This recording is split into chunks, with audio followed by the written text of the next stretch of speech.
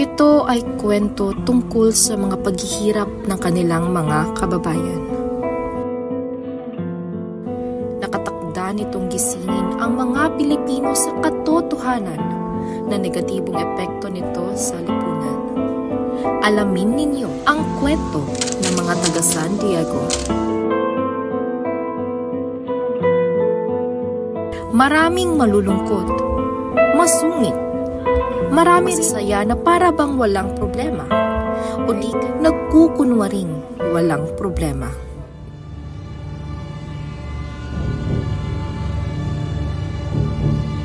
Imumulat nito ang mga mata ng Pilipinong nakapiring dahil sa mga dayuhan.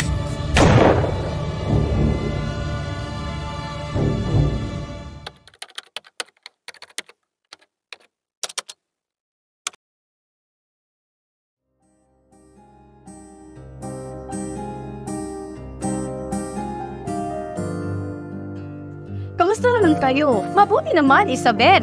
Wala ka pa rin pinagbago. Mabuti na kaya nakadalo kayo sa salo-salo. Gusto niyo? Siyempre! Salamat. Gusto sa'yo, Aten! Maghintay lang kayo habang nagsa!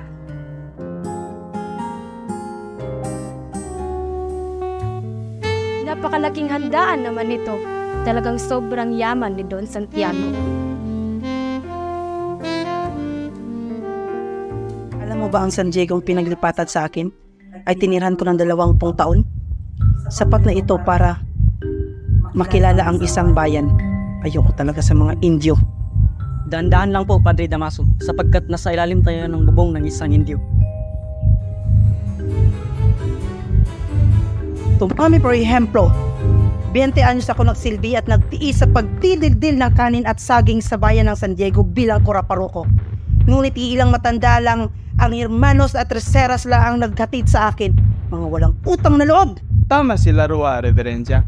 Baka magdamdam si Kapitan Tiago pag ikaw ay maririnig niya. Huwag kayong mag-alala. Matagal hindi tinuturing ni Tiago ang sarili niya bilang isang Indio. Malayong malayo na siya sa mga ganoong walang Diyos.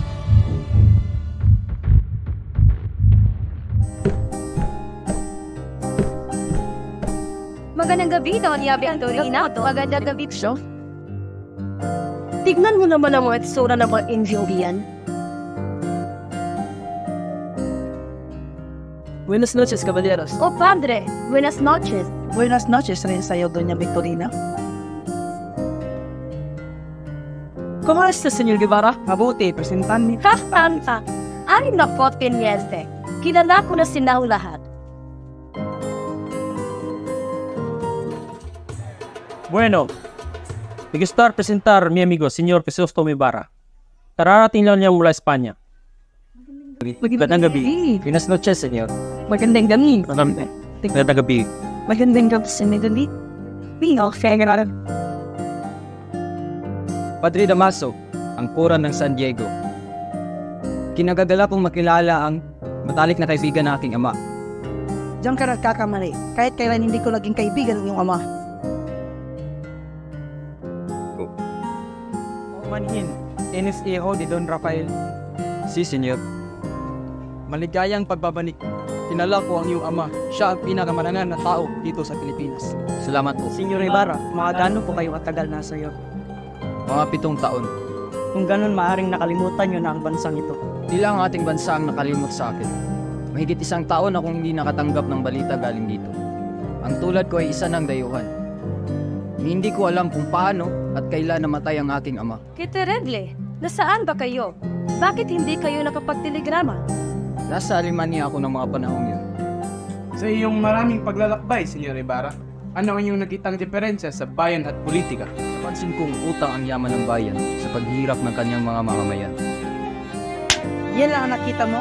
Pwes, nagkaksaya ka lang ng perang ginasta mo. Kahit sinong gago alam yan. Senyores, huwag kayong magtaka sa aming tour. Ganyan talaga niya ako tratuhin noong araw. Lo siento, at naiwan ko na kayo, sapagkat marami pa akong nararapat na gawin. Kung ano umalis, darating si Maria Clara. Kasi nasundo ko siya kay Isabel. Bukas na lang ako babalik. Mag-ingat ka, binata. Baka matulad ka sa inyong ama. Maaring napamaala sa inyo aking ama. Masasabi niyo ba kung paano siya? Alam niyo ba? Alam ng buong mundo na siya ay namatay sa bilangguan. Bilangguan? Anong pinagsasabi ninyo? Alam niyo ba kung sino pumatay sa kanya? Hindi ako maaari magkamali sapagkat siya ay aking kaibigan.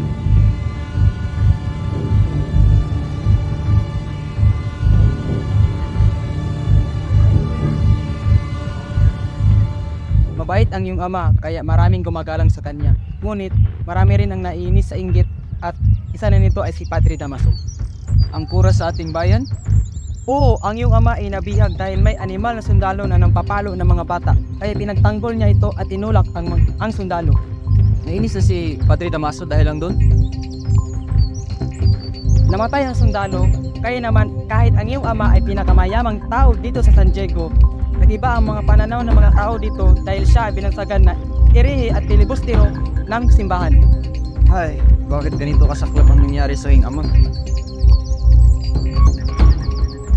Sa iyo ang pakikiramay ko, senyor. Ngunit malalaman mo rin na si... Tira, huwag ka na matalakbos ka sa mahulog ka sa hagdan. Tira! Dahil sa kinatang pamilya yan, mananatili pa rin ang panig ng simbahan. Mawala na ng tiwala ang mga lintik na Indio. Sismula na silang mutya sa atin. Están engañando.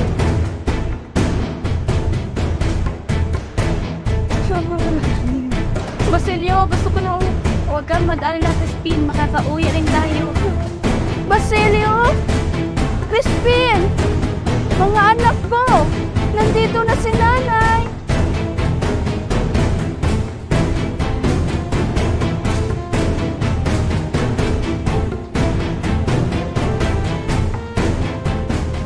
Kapisan mo sa salanan. Ngayon at kami ay mamamatay.